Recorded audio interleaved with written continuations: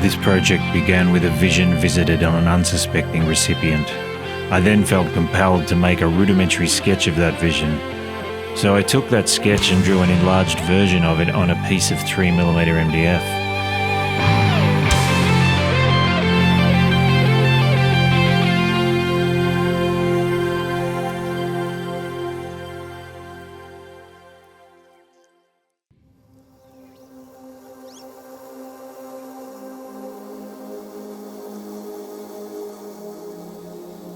What you're seeing here is part of my process in developing various iterations of the concept at scale before moving into the next phase of the project.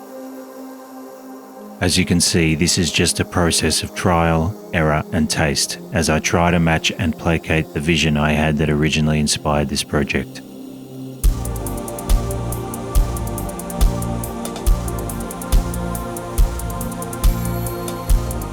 When I am pleased with the setout, then it's time to cut out and refine the design. Welcome to Studio V. My name's Vincent. I will be your intermittent narrating guide for this video. If it's your first time viewing my channel, I can relate, as it's my first video upload. This is a channel for those seeking to explore something a bit different when it comes to creating furnishings and other objects. This is a fairly unusual project, and I'm sure there are some ideas here you may not have seen before. Do yourself a favour and hang until the end. I can assure you it's worth it.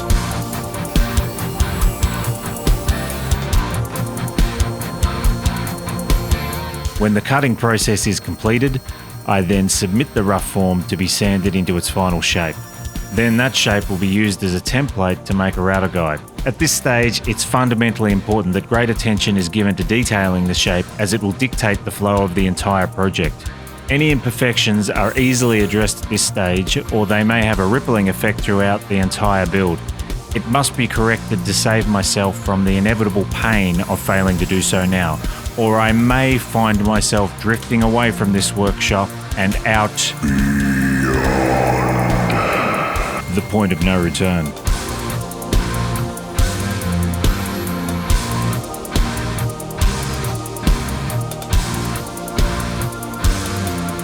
I'm now transferring the template to a piece of 12mm MDF I have Frankensteined together from offcuts.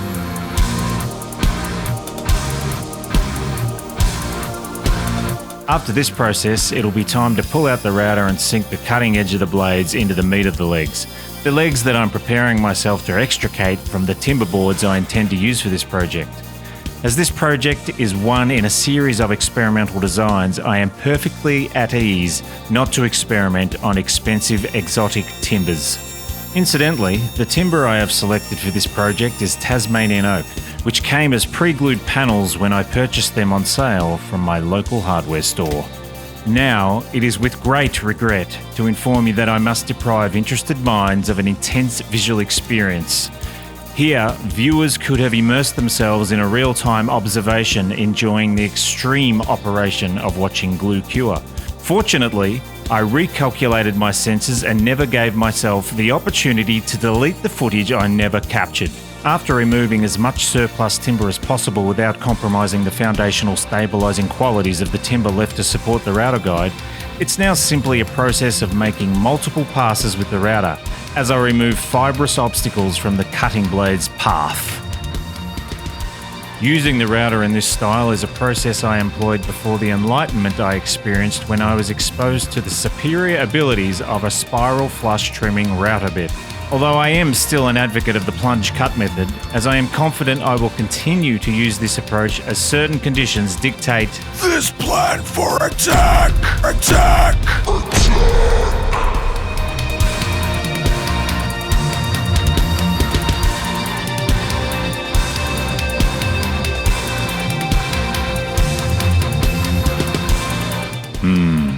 That's a revealing shot. But these legs definitely need to be toned into shape right after I remove the unsightly excess.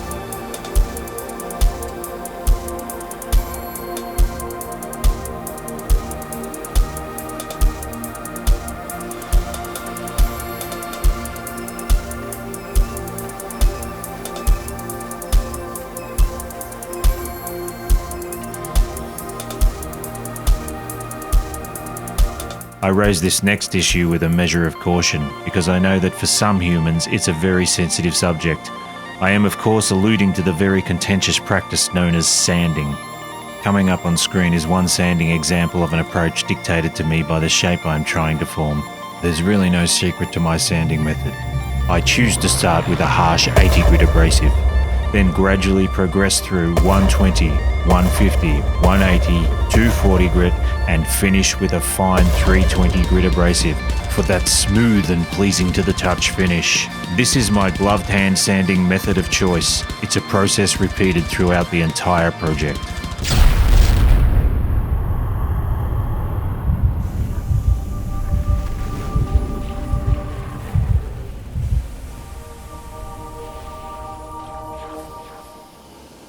Here's another rudimentary sketch that I've digitally captured on my phone. I just need to draw out and develop a scale version of it that I will ultimately convert into timber, followed by an almost surgical-like procedure that'll have me performing several exposed implants on this project.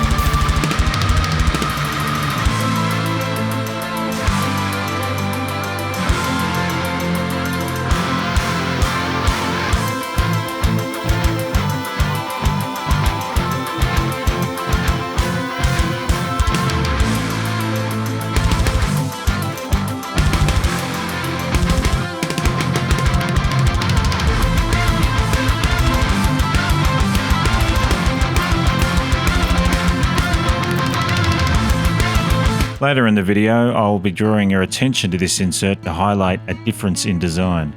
The back legs are where I first experimented with this idea and installed the prototype. I was not entirely thrilled with the result, which led to a full redesign and templates. Then, satisfied, I installed the new design into the front legs.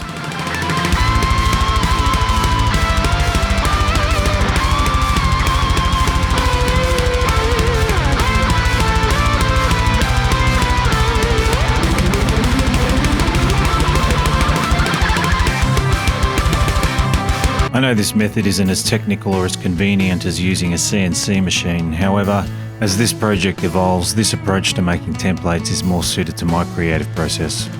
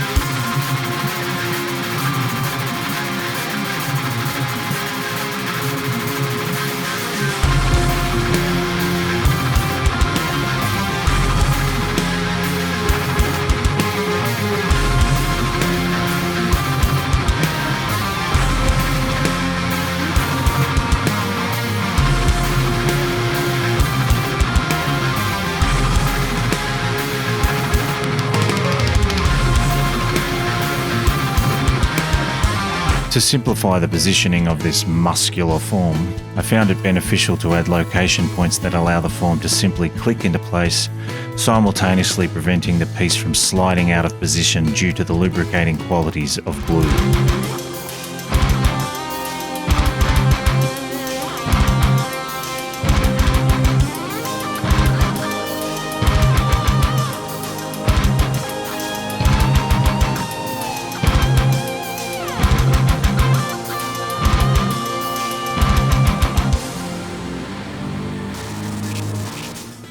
As I mentioned earlier, I'd like to draw your attention to the differences featured in the legs that display a variation of the exposed tendon inserts.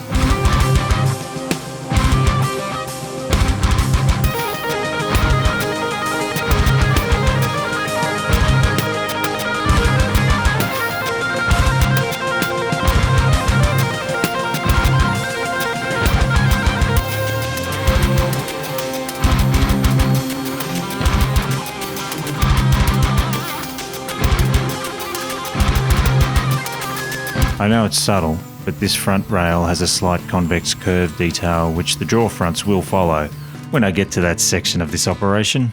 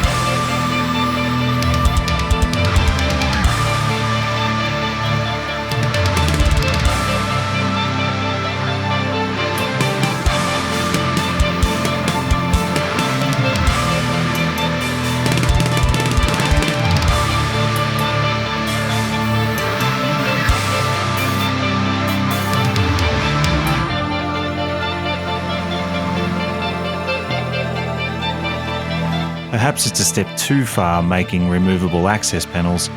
However, it comes with a degree of peace of mind, knowing that those troublesome hard-to-reach areas will have greater access during reassembly.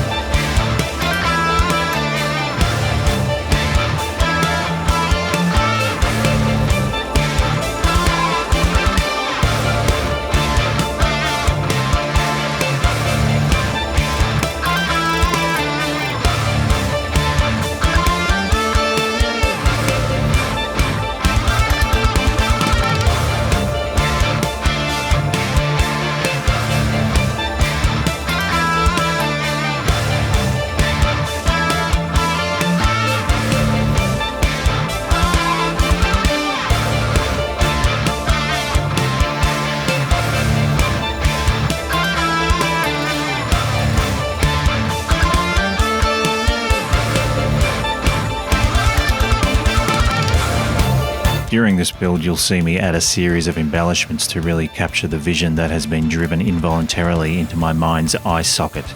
This is one of those embellishments.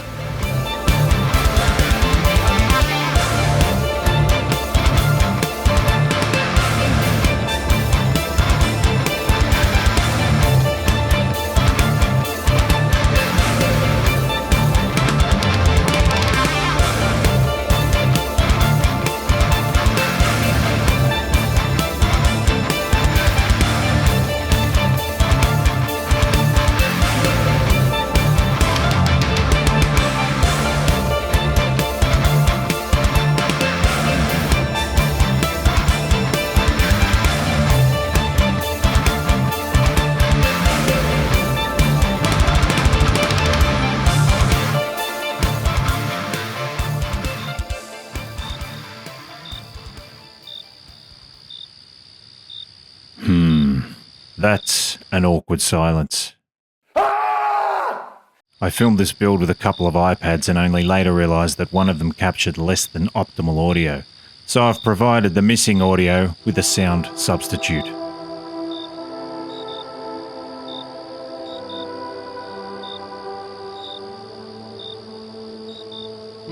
At this point during the build, I had to come up with a lathe alternative, considering I didn't have access to one. So I improvised using my table router and a carefully placed sequence of spaces to ensure the correct position for these details. These pieces are intended to soften and conceal the drawer cabinet's harsh exposed bottom corner, whilst adding another small detail within the context of the design.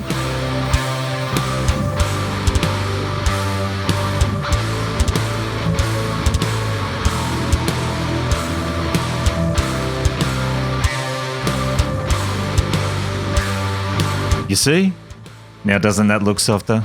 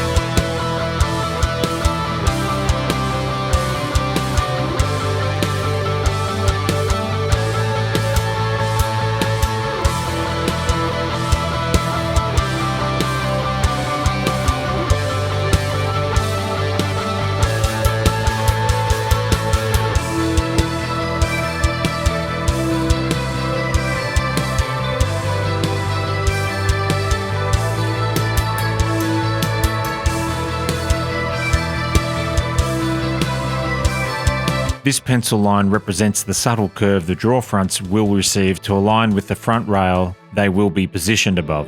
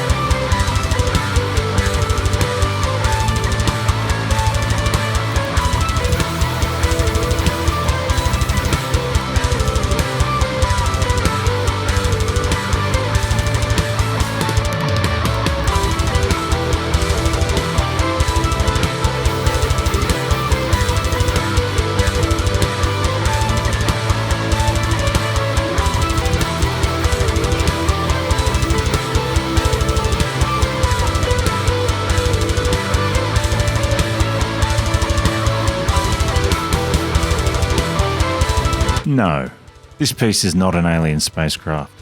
When complete, this and the other 5 oddly shaped components will ultimately integrate with the draw fronts to become an integral grip point.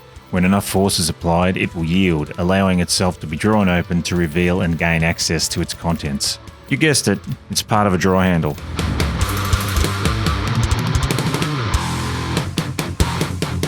You may have noticed I now have a lathe. However, due to a shortage of time and dwindling finances, I found myself in a compromised position. So I purchased a small lathe as this project requires small parts. I've turned handles that'll be integrated with the draw fronts as it'll save me time trying to purchase a handle that I'm sure will be less than ideal for the look I want to achieve.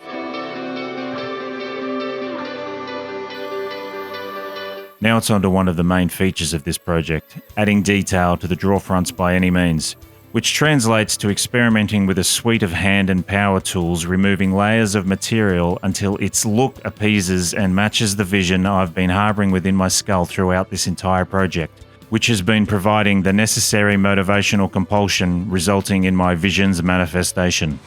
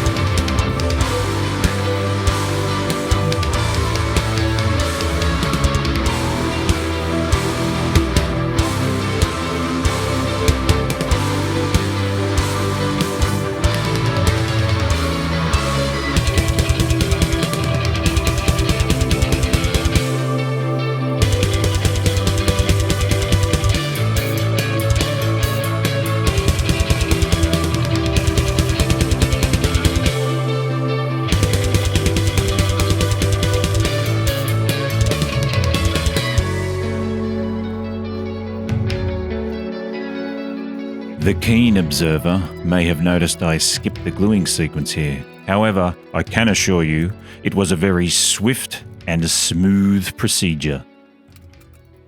During this build, various frequencies following a path laid down with rhythmic signposts were floating around in my head. I believe those sounds and signals are relative to this journey. I recorded them and added them to this document's soundtrack.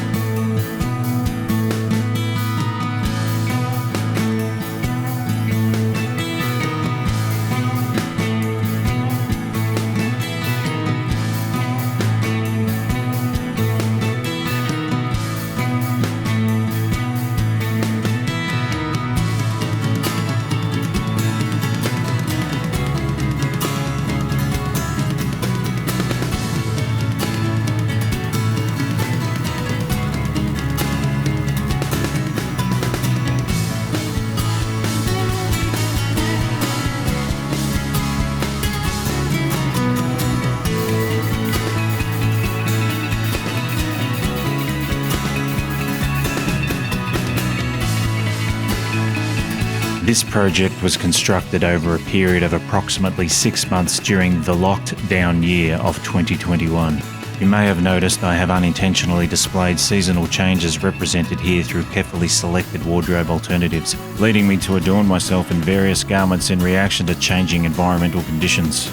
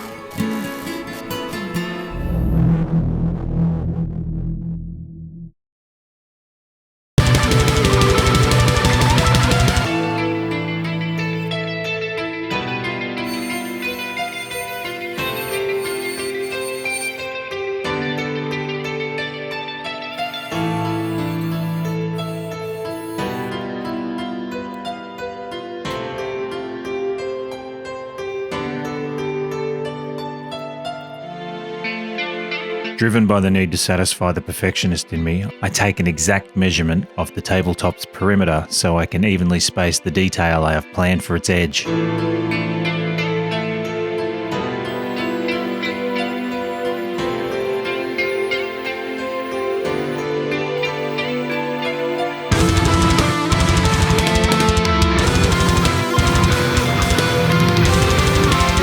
After 73 indentations made using a basic router guide and a core box cutter, it was time to subject these craters to some cosmetic adjustment.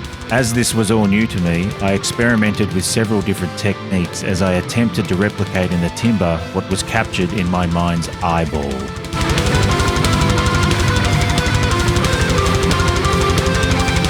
At first I was being cautious and using a range of gouge, chisels and other hand tools. Then caution gave way to the compulsion to placate the parasitic thought that was driving this journey in the first place. So in response, I turned to power tools for their robust ability to achieve a satisfactory outcome. Then I was able to bring out the best in these odd features with some hand-sanded finesse. That concludes the build portion of this project. Now it's time to reassemble this experiment through to completion. I've attempted to make the experimental design of this construction as comprehensive as possible to highlight the work that goes into furniture this ambitious.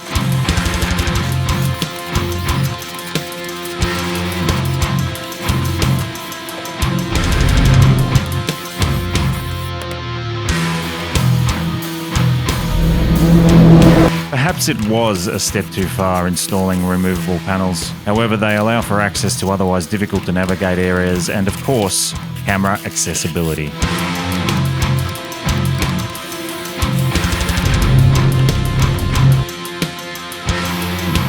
Now I'm going to let the remainder of the video play out and speak for itself. Thanks for watching, and I'll see you on the next one.